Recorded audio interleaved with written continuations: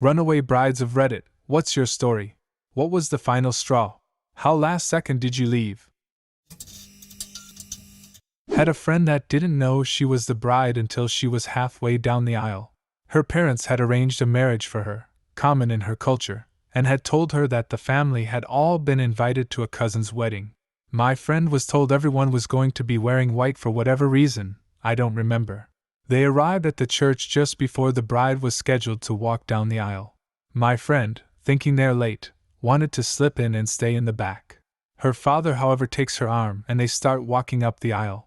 It isn't until they're halfway up that she stops and realizes everyone is looking at her and smiling and crying tears of joy.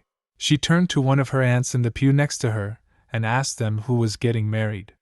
The whole church went silent, and then the aunt looked at my friend's father and said, "You can't be serious! You planned a wedding for your daughter and just expected her to go along with it? Have the two of them even met? Did you seriously think this would work?" The whole room was them chattering about them, and the father just cleared his throat and told his daughter to keep walking. Luckily, the aunt grabbed my friend first and pulled her into the pew, pushed her past the row of people, and they both ran out of the church. Her parents disowned her after that, and she moved in with that aunt. Edit. They are an Indian family in the US. Her parents are very traditional, and she expressed that she didn't want to get married and wanted to focus on her career. On my 18th birthday, my boyfriend proposed to me at my party, in front of all of my family and friends. I said yes, mostly because I was too embarrassed to say no. We had been dating for 2 years, but I was just about to start university. I wasn't ready at all. I asked later, when we were alone, if we could have a long engagement, at least a year or two, and he agreed. We told our families and friends we would be waiting to get married. Less than 3 months later, his mom and my mom took me out for lunch and decided to take me to look at wedding dresses, because it's never too early to start planning. When I saw a really lovely dress that was on sale, my fiancé's mother insisted on buying it for me. Their family was quite wealthy and had set money aside for all of my fiancé's milestones, education, first car, wedding, etc. She told me they were happy to cover the major costs as they were the ones who wanted a big wedding, and joked I could pay her back in grandchildren. A few weeks later, his mom introduced me to a friend who was a florist. Next thing I know, I'm looking at bouquets and discussing table arrangements. Then my fiancé starts talking about venues for our wedding, saying we need to start planning so we can find the perfect place. By this point, I'm truly panicking. I'm just a few months into university. I haven't even fully decided what I want to do with my education. Now I'm choosing venues for a wedding that's supposed to be years away. A wedding that's suddenly looking like the nuptials of a minor royal. I tried talking to my fiancé, but he just wouldn't listen. We saw a venue we liked, but they had no availability for almost 2 years. So we booked it, and I could finally breathe again. I had 2 years to get ready for my big fat crazy wedding. Then the venue had a cancellation, for less than 6 months away, and my fiancé accepted it without telling me.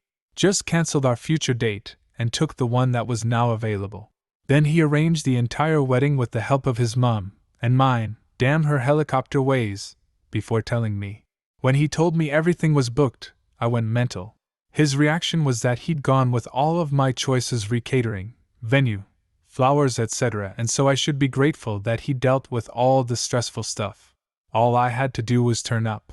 When I explained that I didn't want to get married in 6 months' time and that this was the 3rd or 4th time I told him I wasn't ready for marriage yet, he told me I was being childish and that the invitations were at the printer, so it was too late to change my mind. I finally realized that he was manipulating me, so I gave him the engagement ring back and told him I didn't want to see him anymore. I told my family and friends, cried a lot, changed my number because he wouldn't stop calling, etc. 2 months later, my mom got a call from his mother, because she hadn't been able to get in touch with me to arrange dress fittings and finalize bridesmaids. He hadn't told them we split up. My mother explained everything to his mother and figured that was that. The following week, she had the audacity to present my family with a bill for half of what they had paid out for the wedding. It came to thousands of pounds. They'd booked everything, right down to the cake and the favors, without telling me, and wanted me to pay. What happened to the bill? We went to court over it. Because I could prove we were broken up by the time most of it was booked, I wasn't liable. but I had to pay almost £2,000 for things that were booked before we split up. Not me, but my mother. My mom called off a wedding just weeks before the ceremony date because she found out her fiancé had lied to her about his whereabouts and was partying at a hotel with friends and other women. She caught him in a hot tub at 1 a.m. with twin sisters. Fast forward about 3 years later. She starts dating and later marries the man who is my biological father.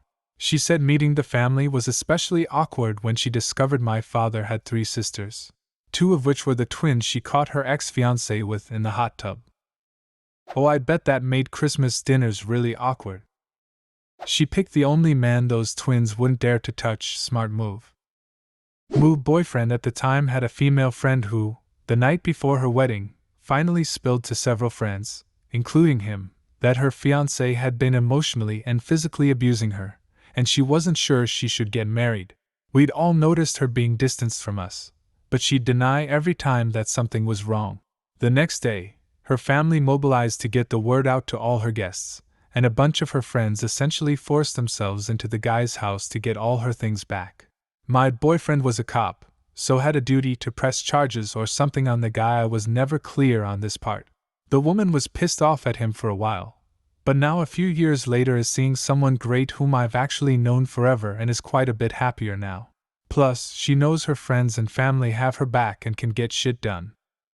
Not my story, but my best friend's. Back in high school I had this friend called Cheyenne. We were very close and loved planning our dream weddings. Every month when the new bridal magazine came in we spent free period at a bench with a pen circling and gushing over dresses. Flash forward to junior year, and she meets this guy called Nick. Nick was fairly popular at our school, mainly known for his older sisters who were triplets, and just known for being the triplets. She and him started dating after a couple weeks and it was not good. They were on and off all the time, and it was known that he cheated on her every other weekend when she was away at her mom's house. After they graduated they broke up for a little bit and got back together after 3 to 4 months.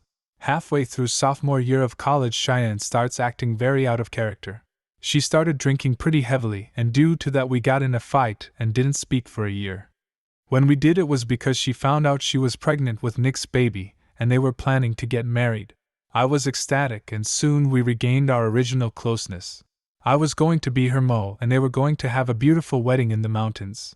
Day of Cheyenne seemed shaky and odd. She insisted she was fine, but I kept an eye on her. 15 minutes before we're scheduled to walk down the aisle I run outside real quick to see where Cheyenne was because she had stepped out, and no one knew where she was.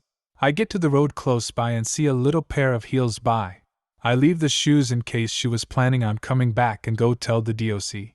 Ceremony gets put on hold and we're all looking around for Cheyenne, and I see Nick get really angry and hear him mutter, "That damn bitch when I get my hands on her."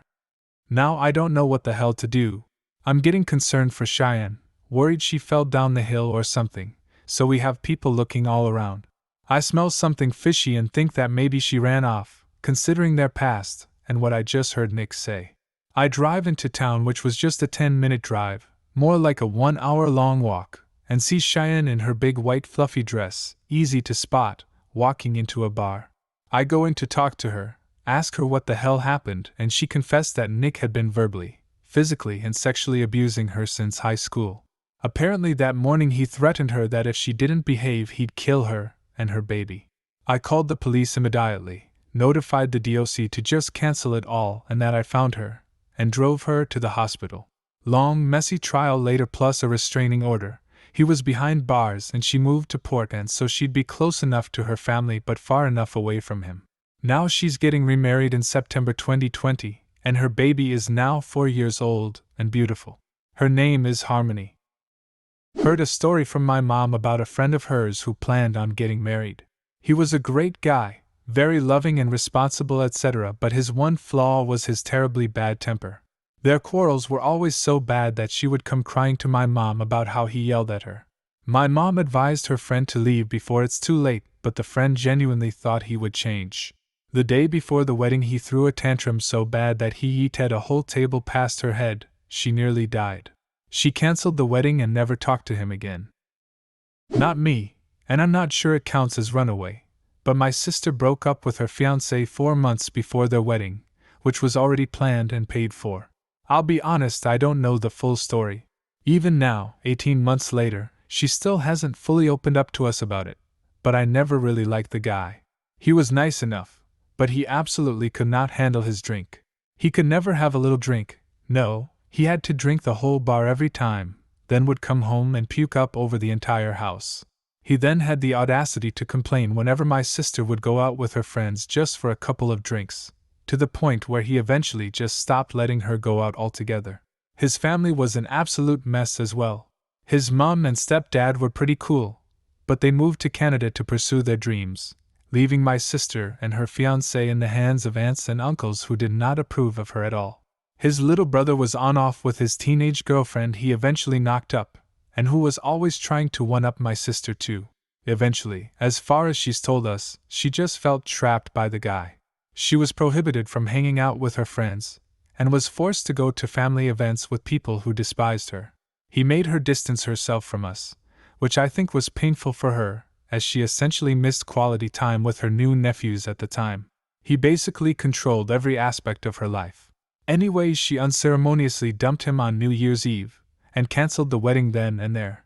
I don't think she even saw him again after that. She was always out when he came to collect his stuff. Obviously his family weren't too happy about it, and harassed her for months. She became depressed and needed medication, but it was my family that had to foot the wedding bill anyway. They were just glad to have their daughter back. I was almost the runaway bride, and I regret not making that decision. Dated my high school sweetheart for almost 2 years before the jealousy became overwhelming. I broke up with him a month after we'd graduated, but we were going to the same college and met up again that fall. I found myself pregnant by that October, and was kicked out of my Catholic home. His parents let me stay with them, but we could no longer live in sin, and had to be married. I didn't want to go back to living in my car, so I agreed. Parents wiggled back into my life before the wedding. Fast forward to day of the ceremony and the music begins playing. I stand to start walking down the aisle. My dad takes my hand and says, "You know, you don't have to do this, you could come home with us." What a fact. Could he have mentioned this an hour, a day, a week before? I have always hated drama, and didn't want to be that person, so I just said that I couldn't, and I got married. My ex was controlling, manipulative, and how abusive he was had become much less subtle side. I became pregnant, and turned overt when we moved out of his parents' house a year later. I ran when he nearly hit our baby's skull with his shoe, which he threw because he'd found something in the carpet I didn't vacuum properly. Yeah, totally should have picked the runaway bride option. Edit, we're doing great now. Married my best friend from high school 10 years ago. The ex died of leukemia. Freedom is sweet. Do you have a similar story? Leave a comment, and subscribe to the channel if you want to see more videos like this one.